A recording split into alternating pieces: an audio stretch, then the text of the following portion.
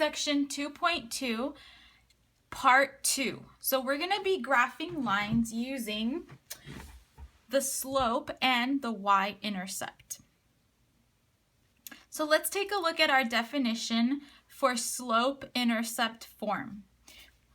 Y equal to mx plus b, where m is our slope and b is the y-intercept.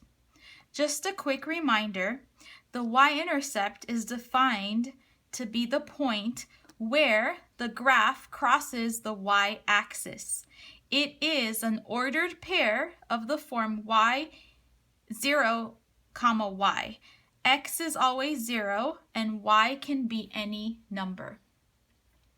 Let's take a look at our examples. So what we want to do is we'd want to graph and label 3 points. Let's start with the first example. We have y equals 3x minus 4. It's really important to make sure that your equation is in slope-intercept form. We want to start off by finding the y-intercept, which in this case is 0, -4. That number. The slope is the number multiplied to x, 3 over 1. And the slope, in this case, since it's positive, tells us that from the y-intercept, we're going to go up 3 units and 1 unit to the right. So let's start. We always graph the y-intercept first. That's on the y-axis, 1, 2, 3, 4. And then we're going to use our slope to get 2 more points. We're going to go up 3 in the positive direction, 1, 2, 3, and 1 to the right.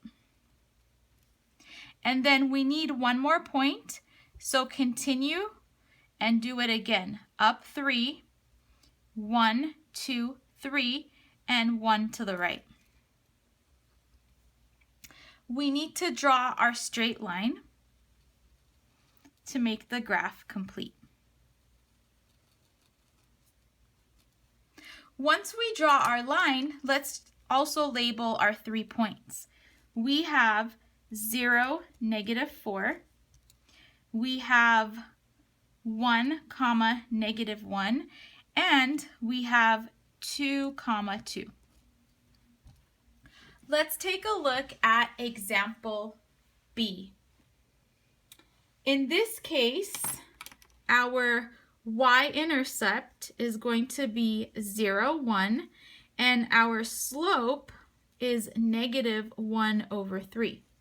Since the slope is negative, we will go down 1 and 3 to the right.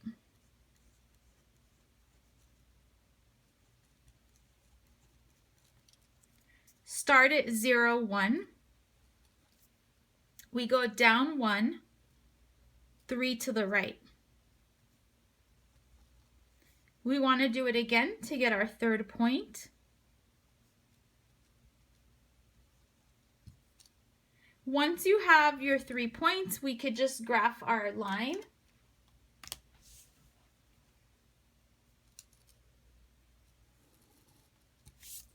And of course, we want to label the ordered pairs. 0, 1, 3, 0, and 6, -1. Let's move on to example 3.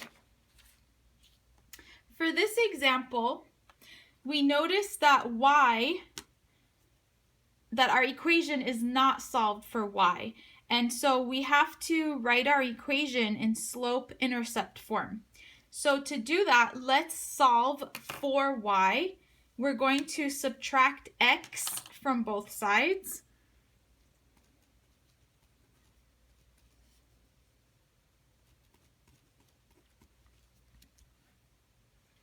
I like to write x first and then the number, so it's in the same order as y equals mx plus b. To solve for y, we also need to divide by -2, and you need to make sure you divide every part of the equation by -2. This is going to change the signs, and also if you have to reduce, make sure you do so. It makes it easier. This turns into 1/2 x minus 3.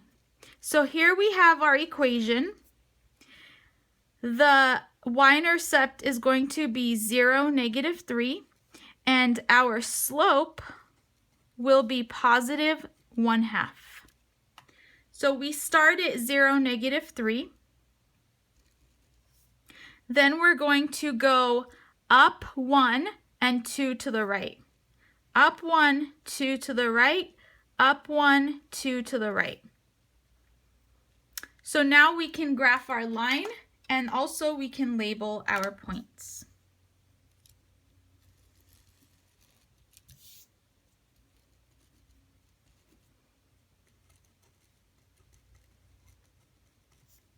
Let's label our points. We have 0, -3. Then we have this point, which is 2, -2. And then I have my last point, which comes out to be 4, -1. Just a quick side note, you can also, instead of going 1 up and 2 to the right, we can do the opposite, which is 1 down and 2 to the left. You can go 1 down and 2 to the left. That will also work. So there are really 2 ways to do this. So you can always go, like you can go up and to the right, or we can go down and to the left. Either one works. This last example is a little bit different. What we want to do here is we would like to graph, and we're going to label just 2 points. So we're starting off with our equation right here. Again, you have to solve for y. So I subtracted 6x from both sides, and we got the following equation. And then you need to divide by 4. And we also need to reduce our fraction. So after dividing by 4 and reducing, you're going to get this equation right here.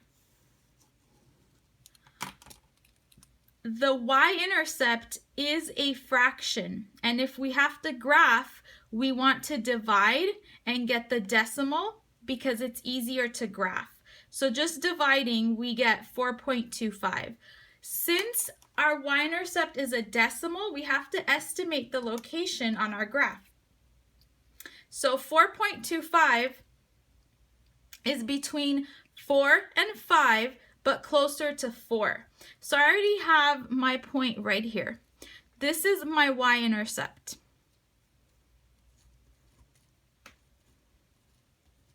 And then our slope is -3/2. Again, since the slope is negative, we're going to go down 3 and 2 to the right. You kind of just have to estimate the location. Since it can't be exactly on the grid marks, we just estimate our location. So again, down 3, so from here, down 3, 1, 2, 3, and then 2 to the right. So it's a little bit above 1, so about right there. And then also, we want to just connect the points to get our graph.